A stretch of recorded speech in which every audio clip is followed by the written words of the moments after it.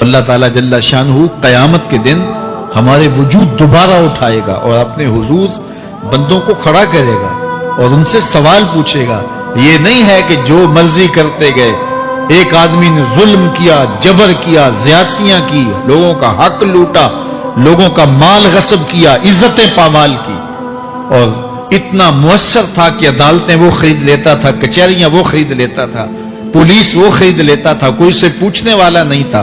اس کی بات چلتی تھی، اس کا فون چلتا تھا، اس کا رکا چلتا تھا. عیش و عشرت کی زندگی گزاری اور مر گیا.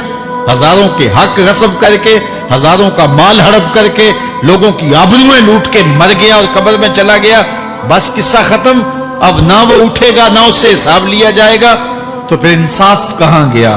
ایک عدالت ایسی ہونی چاہیے کہ جس عدالت میں اس کو بھی پکڑا جائے اور ٹکٹکی پہ باندھا جائے کہ دنیا پر تو کسی نے تجھے پکڑا نہیں، آ اس عدالت میں تیرے خلاف سلطانی گواہ بھی موجود ہیں اور تجھے گناہوں کا، جرم کا بدلہ بھی دیا جائے گا.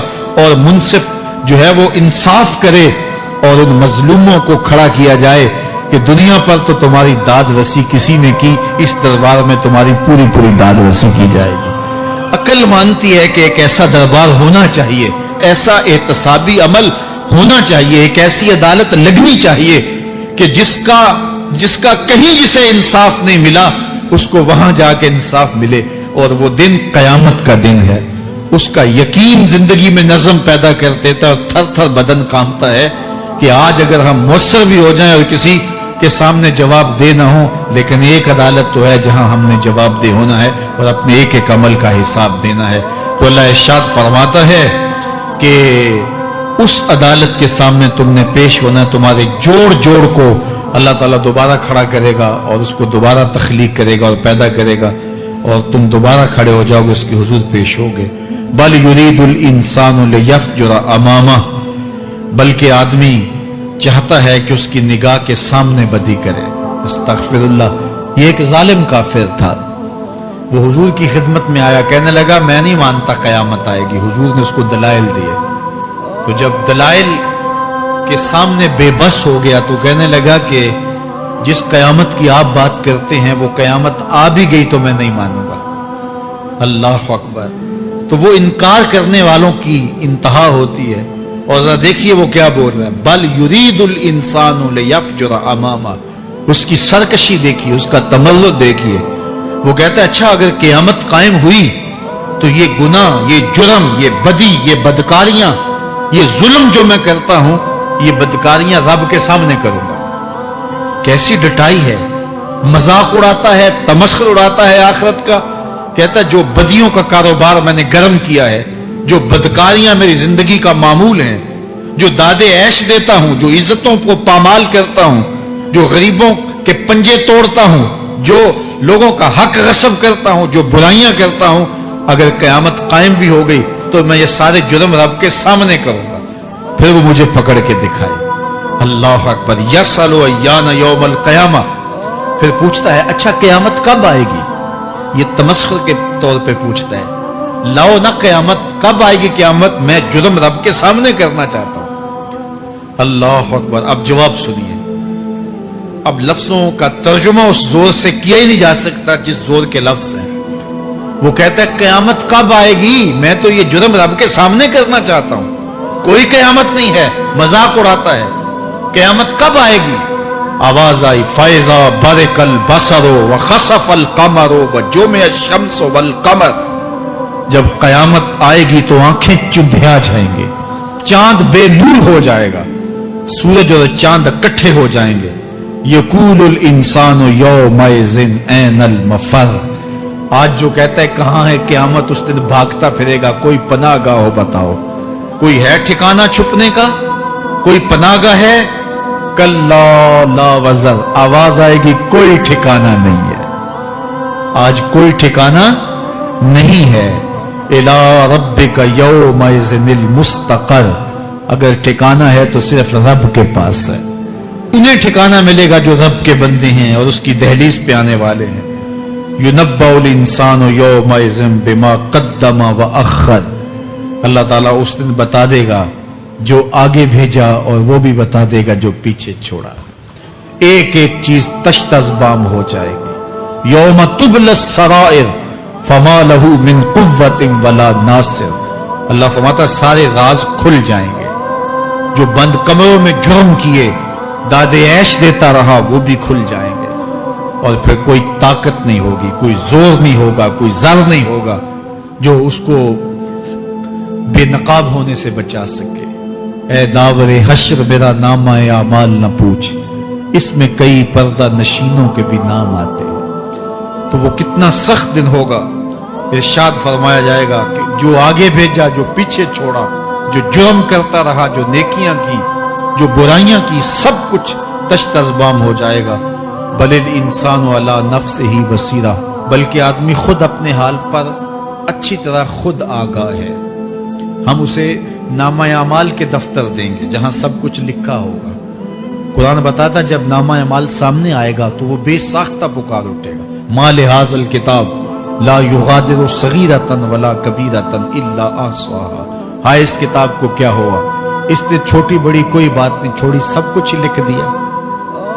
نامہ اعمال سامنے ہوگے, زمین بولے گی, ہاتھ پاؤں بولیں گے, فرشتے بولیں گے, کرامن کاتبین بتائیں گے یہ کیا کیا جرم کرتا رہا, کیا کیا گناہ کرتا رہا. تو اس دن ہر شے سامنے آ جائے گی. تو یہ تو ثبوت ہوں گے ہی ہوں گے, لیکن اللہ فرماتا ہے ثبوت تو اپنی جگہ, لیکن بل الانسان علی نفسہ بصیرہ. کیا انسان کو خود نہیں پتا کہ وہ کہاں کھڑا ہے؟ اس کو اپنے جرائم کی فہرست خود یاد ہے, اس کے ضمیر پہ خود اس کا بوجھ موجود ہے. اسے یہ نامہ اعمال نہ بتاتے, فرشتے نہ بتاتے, پھر بھی اسے پتا تھا کہ میں کیا ہوں اور کہاں میں نے جرم کیا ہے. وَلَوْ أَلْقَى مَعَاذِيرَهُ, اللہ اکبر. اگر اس کے پاس جتنے بہانے ہوں سب لا ڈالے, جب بھی کوئی اس کا بہانہ نہیں سنا جائے گا. قیامت کا دن ہوگا, دنیا کے اوپر تو بہانوں سے انسان بچ نکلتا ہے. کوئی جھوٹ بول لیا, کوئی جھوٹا گواہ پیش کر دیا, کوئی مکر کر لیا, کوئی رشوت چل گئی, کوئی سفارش کام آ گئی, کوئی بہانہ تراش لیا, بات کو توڑ موڑ کے پیش کر لیا. لیکن قیامت کا جب دن ہوگا تو کوئی نہ جھوٹا گواہ چلے گا, نہ رب کی پولیس رشوت لیتی ہے, نہ وہاں انصاف کے خلاف کوئی کام ہوگا, اور نہ ہی کوئی بہانہ چل سکے گا. اللہ اکبر. دوسری بات مفسرین نے یہ بھی لکھی کہ بعض اوقات یہ ہوتا ہے کہ انسان اپنے گناہ پر, اپنے جرم پر کوئی بہانہ تلاش کر کے لوگوں کو مطمئن کر لیتا ہے. جو اس نے جرم کیا, کسی سے زیادتی کی, کسی کا حق غصب کیا, تو لوگوں نے ملامت کی تو وہ کوئی بہانہ تلاشتا ہے اور لوگوں کو مطمئن کر لیتا ہے. بعض کا لاجواب کر دیتا ہے, بعض کا مطمئن بھی کر لیتا ہے. وہ لوگوں کو تو مطمئن کر لیتا ہے لیکن وہ خود مطمئن نہیں ہو سکتا. جس نے جرم کیا ہوتا ہے, جرم اس کو اندر سے ڈستا رہتا ہے, اس کا ضمیر اس کو ٹھوکریں مارتا رہتا ہے, اندر کی بے چینی اسے تنگ کرتی رہتی ہے.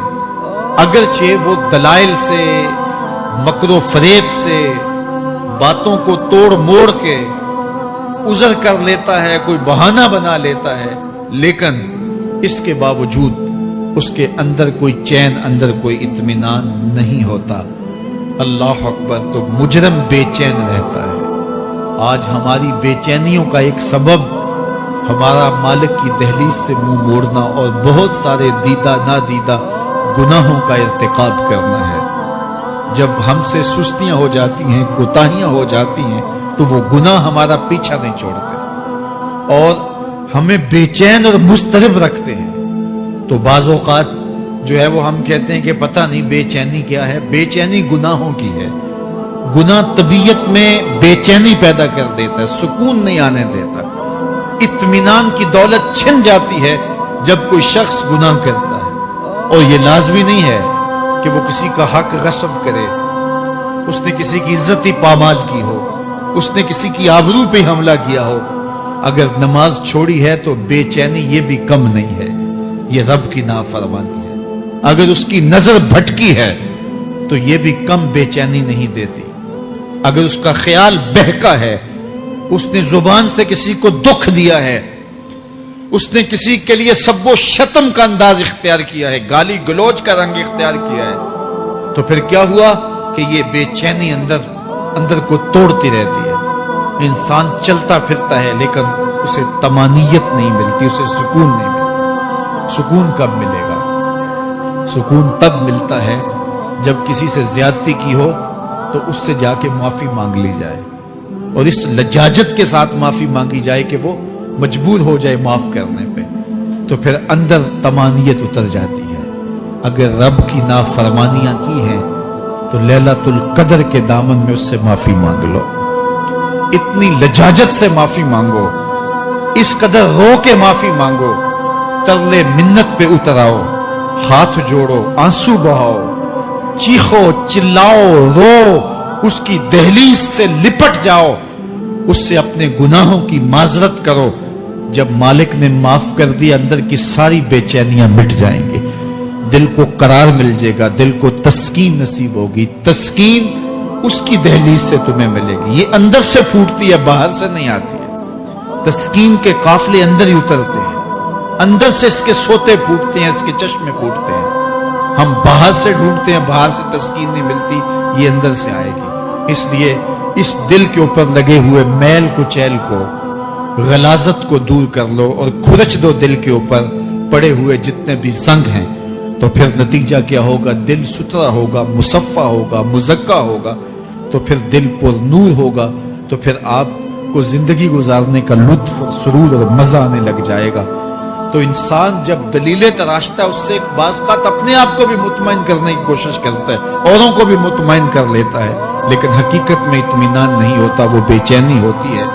تو اللہ تعالیٰ جل شانہ اس کہانی کو بیان کرتے ہوئے ایک اور مضمون کو بیان کیا، اور یہ بالکل درمیان میں جملہ معترضہ کے طور پہ جو ہے وہ نظر آ رہا ہے کہ بات تو چل رہی ہے، تو اچانک اللہ اپنے محبوب سے مخاطبہ فرماتا ہے، کیا ارشاد کرتا ہے؟ لا تحرک بہ لسانک لتعجل بہ. تو یہ اچانک بات کیوں آ گئی؟ اصل بات یہ تھی کہ جب وحی نازل ہوتی تو آقا کریم علیہ السلام ہمہ تن گوش ہو کے اس وحی کو سنتے، پھر اس کو محفوظ کرنے کی فکر ہوتی کہ جو میں نے سنا ہے وہ اچھی طرح مجھے یاد ہو جائے. اور پھر آقا کریم علیہ السلام کی تیسری فکر یہ ہوتی کہ اس کے جو معارف ہیں، اسرار ہیں، اور اس کے جو ثمرات ہیں، اس کی جو تفصیلات اور نکلنے والے اس کے نتائج ہیں، وہ بھی اچھی طرح جو ہے وہ میں سمجھ پاؤں. تو یہ تین مشقتیں بیک وقت حضور گوارا کر رہے ہوتے. اب قیامت کا ہولناک منظر جو پیش کیا گیا، اور پھر انسان جب اپنے رب کی نافرمانی کرتا ہے تو جو اس کا حال ہوتا ہے، تو یہ سارے مضامین کو اللہ کے محبوب سن رہے تھے. حضور کے قلب اطہر پر گرانی آئی، اور میرے رب کو کیسے گوارا تھا. جو حضور سن رہے تھے جلدی جلدی اس کو زبان پہ لانا چاہ رہے تھے تاکہ وہ اچھی طرح ازبر ہو جائے، لیکن اللہ نے محبوب کی اس مشقت کو دیکھا تو فرمایا لا تحرک بہ لسانک لتعجل بہ.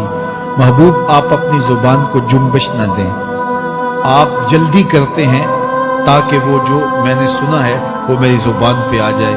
ان علینا جمعہ وقرآن، یہ ہمارے اوپر ہے، ہم آپ کے دل میں جمع بھی کریں گے، جو آپ کو سکھایا ہے وہ آپ کو یاد بھی رہے گا، وہ آپ بھول نہیں سکیں گے. فَإِذَا قَرَأْنَاهُ فَاتَّبِعْ قُرْآنَهُ، اور جب ہم پڑھ لیں تو پھر اس کے بعد آپ اس کو دہرائیں پڑھیں. ثُمَّ إِنَّ عَلَيْنَا بَيَانَهُ، پھر اس کی تفصیل بھی ہمارے ذمہ ہے، اس کا بیان بھی ہمارے ذمہ ہے. اس سے وہ لوگ جو حجیت حدیث کا انکار کرتے ہیں اور پھر وہ کہتے ہیں کہ نہیں بس قرآن مجید کی آیات ہی ہیں، اس کے علاوہ اور کچھ نہیں ہے، وہ من اللہ نہیں ہے، تو یہاں غور کرنا ہے. ثم ان علینا بیانا فرمایا گیا، پھر ہمارے اوپر ہے اس کا بیان جو آپ کو ہم القا کریں. اور آقا کریم نے فرمایا، سنن نسائی کی روایت ہے، انما اوتیت القرآن ومثلہ معہ، مجھے قرآن دیا گیا اور قرآن جتنے اور علوم بھی میرے سینے میں رکھے گئے. تو صرف قرآن ہی نہیں اتارا گیا حضور کے سینے میں، حضور کے سینے میں بہت کچھ نازل کیا. حضور کا سینہ گنجینہ ہے اسرار و معانی کا، اور اللہ تعالیٰ جل شانہ نے اپنے محبوب کو بہت کچھ عطا کیا. یہ بیان کرنے کے بعد فرمایا کلا بل تحبون العاجلہ وتذرون الآخرہ. اللہ اکبر. کوئی نہیں بلکہ یہ جو تم لوگ ہو اے کافرو، تم اس چیز کو پسند کرتے ہو جو بالکل نقد ہے، جو جلد ملنے والی ہے۔ دنیا کا سودا نقد ہے، دنیا کے نفع نقد ہے، دنیا کی لذات نقد ہے۔ شیطان کہتا ہے اب چوری کرو اب مال آئے گا، اب زنا کرو اب لذت ملے گی، اب ڈاکہ کرو اب امیر ہو جاؤ۔ تو دنیا کے سودے نقد ہیں اور آخرت کے وعدے ادھار ہیں۔ اور ارشاد فرمایا بل تحبون العاجلہ، تم دنیا کی جو عاجل چیزیں ہیں، جو بالکل نقد سودے ہیں، تم ان کے پیچھے پڑتے ہو، وتذرون الآخرہ، اور آخرت کو چھوڑتے ہو۔ دوسرے مقام پہ ارشاد فرمایا سورہ الاعلی میں بل تؤثرون الحیات الدنیا والآخرۃ خیر وابقی، تم دنیا کی جیتی زندگی کو ترجیح دیتے ہو، حالانکہ آخرت بہتر بھی ہے اور دائمی بھی۔ میں آپ کی توجہ چاہوں گا، آخرت بہتر بھی ہے اور دائمی بھی، لیکن تمہاری ترجیح یہ دنیا ہے جس کی آخرت کے مقابلے میں کوئی حیثیت ہی نہیں ہے۔ حضور نے ارشاد فرمایا اگر کسی کو جنت میں ایک کوڑا رکھنے کی جگہ مل جائے، ایک ڈنڈا رکھنے کی جگہ مل جائے، دنیا و ما فیہا کی دولتوں سے وہ زیادہ قیمتی ہے۔ 7 براعظموں پہ پھیلی ہوئی کائنات، سمندروں کی تہوں میں قیمتی موتی، پہاڑوں کے دامن میں قیمتی معدنیات، مالیاتی اداروں کے پاس سرمائے، لوگوں کے پاس دولت کے انبار، یہ سارے اکٹھے کر لیے جائیں اور ان کی قیمت لگائی جائے، اور جنت میں ایک ڈنڈا رکھنے کی جگہ، ایک عصا رکھنے کی جگہ، ایک کوڑا رکھنے کی جگہ، وہ جگہ پھر بھی زیادہ قیمتی ہے۔ پراپرٹی ویلیو ہوتی ہے نا، وہ کہتے ہیں کہ دور دراز دیہات سے 10 ایکڑ فروخت کریں تو یہاں ہمارے بائی پاس پہ اگر لیں تو 1 کنال جگہ آئے گی، 10 ایکڑ فروخت کر کے یہاں 1 کنال ملے گی۔ اور اگر آپ مزید اس کو فروخت کر کے مزید جو ہے وہ کسی مہنگے علاقے میں چلے جائیں تو ہو سکتا ہے 2 مرلے اس 10 ایکڑ کے مقابلے میں آئیں۔ تو اس طرح مختلف جگہوں کی پراپرٹی ویلیو ہوتی ہے۔ اللہ کے محبوب جنت کی پراپرٹی ویلیو بتا رہے ہیں۔